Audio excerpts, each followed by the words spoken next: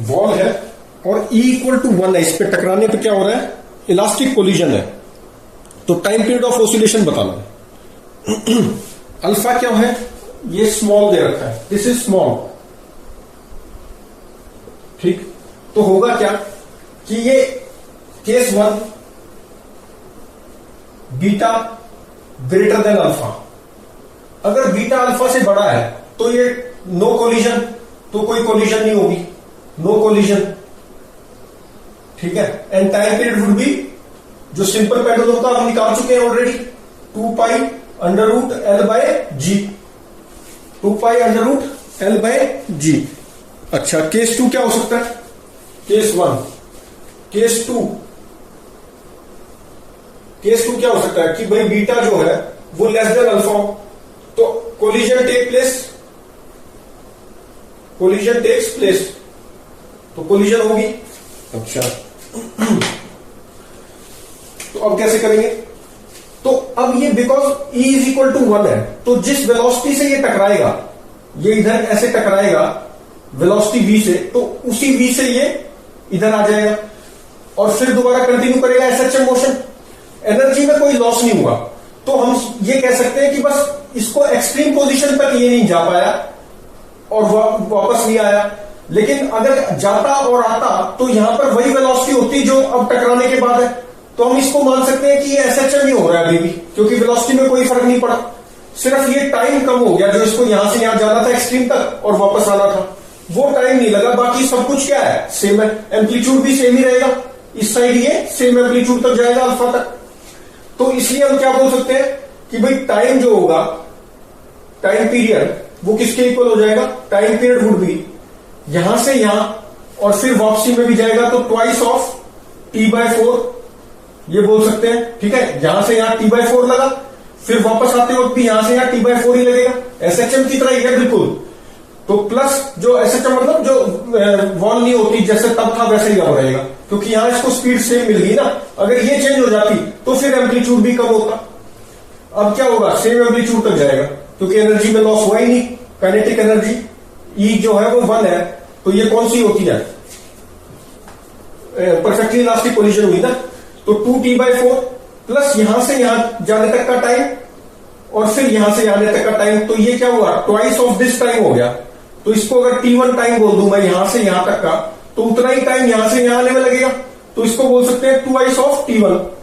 तो ये क्या बन गया, twice of T/4 plus T1। तो यहां से यहां जाने तक का टाइम निकाल लो, कैसे निकालेंगे, फेजर से भी निकाल सकते हैं और मैथमेटिक्स से भी बराबर ही इजी पड़ेगा भी। तो कितना पड़ेगा, यहां से यहां जाने तक का टाइम, तो बीटा इज इक्वल टू हम क्या लिख सकते हैं, theta at any time t is theta max is alpha and sine omega t, ये कौन सा हो जाएगा T1, और प्लस यहां पे मीन पोजीशन से जा रहा है तो फेज कांस्टेंट क्या लेंगे, 0। तो यहां से क्या आ गया, ये this implies that T1 would be beta by alpha sine 1 by omega sine inverse beta by alpha आ जाएगा। देखो बीटा बाय अल्फा फिर साइन इनवर्स और 1 अपॉन ओमेगा, तो T1 आ गया। तो ये कितना आ गया, time period would be twice of T/4, तो T कितना होता है 2 पाई बाय ओमेगा और 4 इंटू 4 है, ठीक है। तो ये 4 से 4 कैंसिल हो गया, पाई बाय ओमेगा आ गया, प्लस कितना हो गया 2T1, तो 2 by omega sine inverse beta by alpha, तो ये आ गया। टाइम पीरियड कितना आ गया, इतना आ गया। अच्छा, अब इसको हम सेकंड वे से भी कर सकते थे, हम डायरेक्ट ही टाइम पीरियड निकाल लेते, यहां से यहां गया, फिर यहां गया और फिर वापस आ गया। तो ये यहां से यहां जाने तक का टाइम अगर मैं T1 मान लूं तो मेरा आंसर क्या होगा 2T1, answer would be 2T1। और T1 कितना मानूंगा, ये T1 निकाल लेता हूं। T1 कैसे निकालूंगा, T इक्वल टू 0 पे ये कितने पे था, अल्फा, तो एक्सट्रीम पोजीशन थी ना ये, तो इक्वेशन क्या बनेगी, बीटा माइनस बीटा बनेगी, क्योंकि ये जैसे एम्पलीट्यूड नहीं नेगेटिव हो जाता मीन पोजीशन से इधर, तो एम्पलीट्यूड इसमें थीटा है, एक्स नहीं है, तो थीटा ये मीन पोजीशन से लेफ्ट में, तो माइनस बीटा हो जाएगा। और this is equal to alpha sine omega T1 plus alpha initial phase constant extreme position पे, तो π/2 लिखना पड़ेगा। फेजर से भी कर सकते थे, सेम ही आता। तो यहां से क्या आ गया, minus beta upon alpha is equal to sine 90 plus theta कितना होता है, कॉस थीटा, ये आ गया कॉस ओमेगा T1। यहां से क्या आएगा, omega T1 is equal to cos inverse minus beta by alpha, cos inverse हो गया ना। तो T1 is 1 by omega cos inverse minus beta by alpha. अब ये और ये सेम है, ठीक है। ये 4 से 4 ये कितना है, दैट इज इक्वल टू π/ओमेगा। ये हम पहले प्रूव कर चुके हैं कि ये सेम होता है। इनवर्स ट्रिग्नोमेट्रिक फंक्शंस के जो फॉर्मूले होते हैं वो थोड़े लगाने पड़ते हैं, जिससे हमारा क्या होता है, सेम आ जाता है। ठीक, तो लगा के देख भी सकते हैं। कॉस, अब ये क्या होता है, cos of cos inverse minus beta by alpha किसके इक्वल होता है, पाई minus cos inverse beta by alpha के। तो जब यहां पे रखेंगे इसको तो क्या आ जाएगा, 1 बाय ओमेगा कॉस इनवर्स, इसको लिख दिया मैंने पाई minus cos inverse beta by alpha. तो कितना आ जाएगा, पाई बाय ओमेगा। अच्छा अभी इसको ऐसे रहने दो, 1 by omega pi minus cos inverse को क्या लिख दूंगा, 1 बाय इसको क्या लिख सकता हूं, अच्छा ये 2 भी तो कैंसिल हुआ होगा कहीं यार, 2t बाय ओमेगा। अच्छा तो कॉस इनवर्स बीटा बाय ये किसके इक्वल होता है, cos inverse beta by alpha. तो ये देख लेना फॉर्मूला यही होता है मेरे ख्याल से। तो इसको क्या लिख सकता हूं मैं, पाई को लिख सकता हूं, पाई को क्या लिख सकता हूं, π/2 प्लस π/2 प्लस π/2 को क्या लिख सकता हूं, sign inverse beta by alpha plus cos inverse beta by alpha. और ये क्या है, cos inverse minus cos inverse beta by alpha. तो ये और ये तो कैंसिल हो गए, ठीक है। तो कितना आ जाएगा, अब इसमें से 2 कॉमन ले लेता हूं, तो ये कितना आ गया, 2 अगर कॉमन लूं तो कितना आ जाएगा, π/2 omega, π/2 omega plus 1 by omega sine inverse beta by alpha. देखा कोई कैलकुलेशन मिस्टेक हुई होगी, सेम आ जाता है। ये क्या होगा, सेम आ जाएगा, ठीक है। ये और ये क्या है, सेम आ जाते हैं। इसका फॉर्मूला एक बार देख लो क्या होता है, मेरे ख्याल से तो यही होता है, कॉस इनवर्स माइनस थीटा किसके इक्वल होता है, पाई माइनस कॉस इनवर्स एक्स के होता है। तो omega T1 1 by omega cos inverse minus beta by alpha. अच्छा यहां पे ये भी तो था, अभी थोड़ा सा गलत हो गया। ये जो T1 था, अभी इसमें तो मैंने लिखा ही नहीं 2T1, तो आंसर क्या है हमारा, आंसर तो 2T1 है ना। तो आंसर बनेगा 2 by omega 2T1, this is equal to this ना, ये इसके इक्वल होना चाहिए। तो ये कितना आएगा, देखो इसको ऐसे लिख सकते हैं, तो ये हो गया 2 बाय ओमेगा, 2 बाय ओमेगा ऐसे ही रहा। कॉस इनवर्स इसको मैंने लिख दिया ऐसे, पाई माइनस दिस, तो ये क्या हो जाएगा ये कितना आ जाएगा, कॉस इनवर्स को क्या लिख दूं, कॉस इनवर्स को लिख देता हूं π/2 माइनस साइन इनवर्स, इसको ऐसे लिख लो ना, 2 बाय ओमेगा ये pi minus cos inverse theta को क्या लिख सकता हूं, π/2 minus cos inverse sorry sine inverse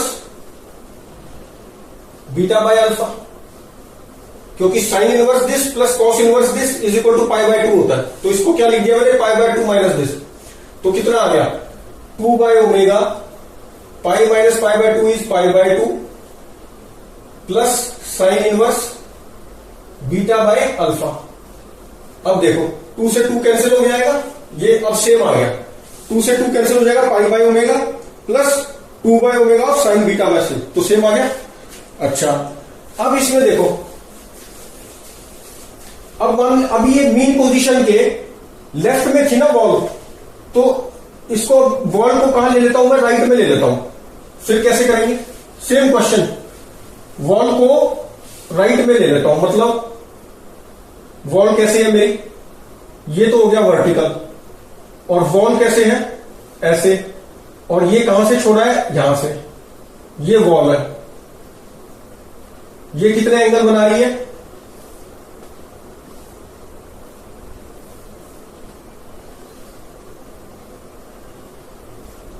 ठीक है, ये वॉल बना रही है θ1 और ये था मान लो θ2।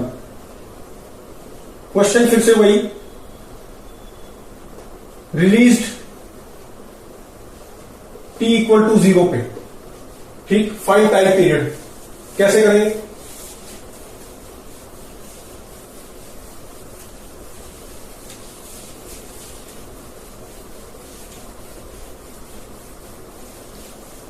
अब यहां पर भी E इक्वल टू 1 था, मतलब एनर्जी में लॉस नहीं हो रहा, तो ये एनर्जी में लॉस नहीं हो रहा, तो मान लो वॉल नहीं होती तो ये यहां जाता θ2, फिर θ2 जाता, फिर यहां आता, और फिर इसी वेलोसिटी के साथ यहां तक वापस चला जाता, तो एनर्जी में कोई लॉस नहीं हो रहा, सिर्फ टाइम में लॉस हो रहा है। जो इधर से एक्सट्रीम तक जाना था, इसको θ2 तक यहां से, वो नहीं जाएगा और यहां भी नहीं आएगा, तो बस टाइम में लॉस हुआ, बाकी एम्पलीट्यूड तो सेम ही रहेगा। तो यहां पे क्या हो सकता है time period, time period would भी हम बोल सकते हैं ट्वाइस ऑफ, ये यहां गया फिर वापस गया, तो ट्वाइस ऑफ t/4 माइनस यहां से यहां तक का टाइम मान लो t1 है, तो माइनस t1, तो ट्वाइस, तो यहां से यहां तक का टाइम कितना हो गया, यहां से यहां तक का t/4 माइनस ये वाला टाइम t1, और इसका ट्वाइस कर दो तो यहां से यहां तक का ट्वाइस हो गया, ठीक है, तो twice of t/4 minus t1 आ गया। अच्छा अब t1 कैसे निकाल लू, θ1 मैथमेटिक्स से सॉल्व कर सकते हैं, θ1 इज इक्वल टू θ2, ये एम्पलीट्यूड है, amplitude sign omega t1 plus कितना हो जाएगा,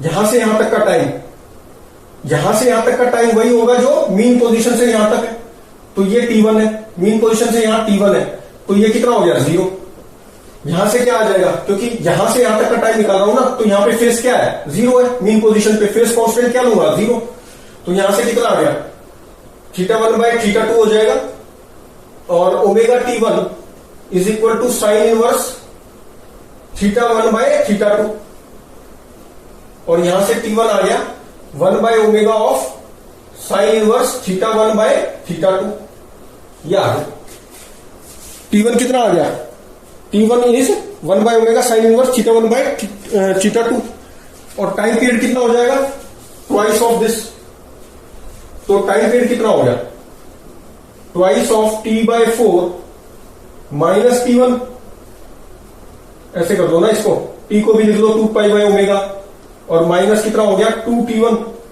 तो 2 by omega sine inverse θ1 by θ2, ये आ गया, t को लिख लो 2 पाई बाय ओमेगा, 2 2 जा 4 हो गया, 2 पाई बाय ओमेगा, और अपॉन में क्या आया 2t बाय कितना था 4 था ना, तो 2 2 जा 4 कैंसिल हो गया, पाई बाय ओमेगा रह गया, pi by omega minus 2 by omega sine inverse θ1 by θ2। दूसरा तरीका क्या हो सकता था टाइम पीरियड निकालने का, अदर वे, जैसे पिछले क्वेश्चन में किया, इसमें भी कर सकते हैं, ट्वाइस ऑफ t2 बोल दो इसको, t2 टाइम कहां से कहां तक मान लू, यहां से लेके twice of t2, twice of t2, यहां से यहां तक का टाइम और इसका ट्वाइस कर दो, यहां से यहां तक और फिर यहां तक, तो यहां से यहां तक का टाइम कैसे निकालूंगा, यहां से यहां तक का टाइम निकालना है मुझे, तो इससे ये t2 बोल दो, तो ट्वाइस ऑफ t2 हो जाएगा ना, तो T2 कितना हो गया, T2 निकालना है मुझे। तो यहां पे θ1 is equal to θ2 sine omega T plus यहां से यहां तक का टाइम, ये एक्सट्रीम पोजीशन है ना, तो फेज कांस्टेंट एक्सट्रीम पे क्या होता है, π/2, तो ये π/2 हो गया और ये हो गया T2, ये T2 निकालना है। तो θ1/θ2 is equal to sine omega T plus sine π/2 plus theta cos theta हो गया, ये आ गया। अब कैसे हो जाएगा, omega T2 is equal to cos inverse θ1/θ2, यहां से T2 कितना आ गया, 1/ओमेगा ऑफ कॉस इनवर्स θ1/θ2, तो T2 ये आ गया। तो टाइम पीरियड कितना हो जाएगा, ट्वाइस ऑफ T2, तो 2/ओमेगा कॉस इनवर्स θ1/θ2। तो ये और ये सेम है, प्रूव कर सकते हैं इसको। फिर से कैसे प्रूव करेंगे, चलो प्रूव कर देते हैं।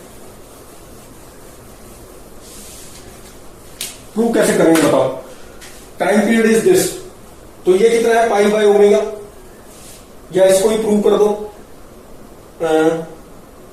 2/ओमेगा, ये तो कैंसिल हो गया। ये टाइम पीरियड कितना है, π/ओमेगा माइनस 2/ओमेगा साइन इनवर्स θ1/θ2।